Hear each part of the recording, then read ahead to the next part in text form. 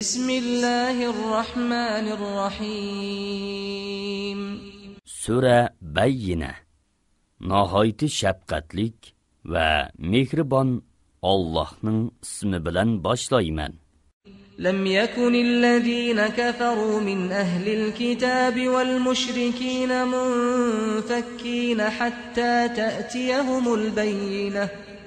Ahli kitobdan, yani Yahudilar ve Nasaralardan kafir bo'lganlar va mushriklar o'zlariga ro'shan dalil kelganga qadar kufridan ayrilg'uchi bo'lmadi. Rasulun minallohi yatlu suhufan mutahhara. U ro'shan dalil pok sahifalarni tilovat qilib turadigan Allah tarafidan kelgan payg'ambardir. Fiha kutubun qayyimah.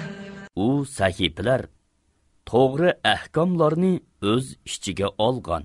وما تفرق الذين أوتوا الكتاب إلا من بعد ما جاءتهم البينة.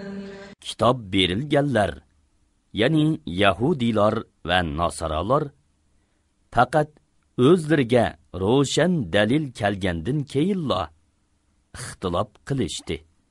وما أمروا إلا ليعبدوا الله مخلصين له الدين حنفاء ويقيموا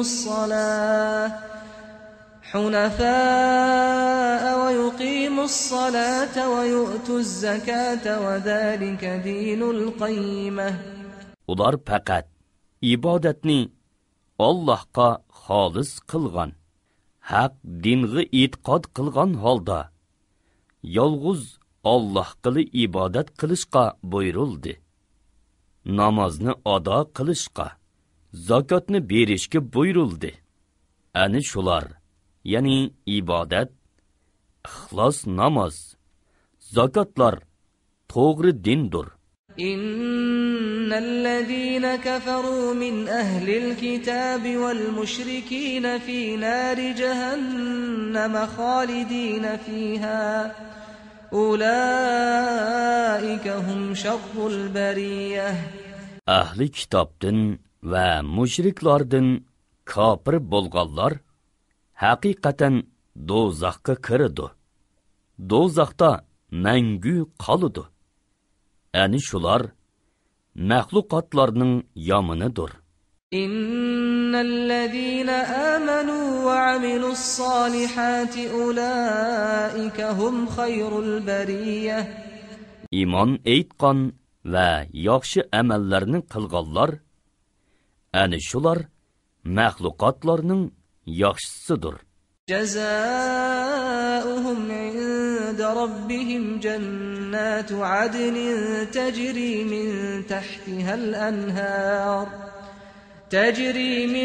تحتها الأنهار خالدين فيها أبدا رضي الله عنهم ورضوا عنه ذلك لمن خشي ربه.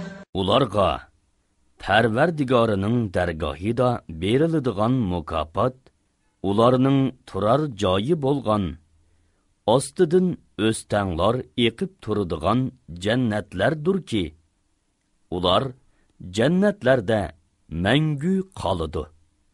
Alloh ulardan rozi bo'ladi. Ularmu Allohdan mamnun bo'ladi. Buningga Parvardigoridan qo'rqqan odam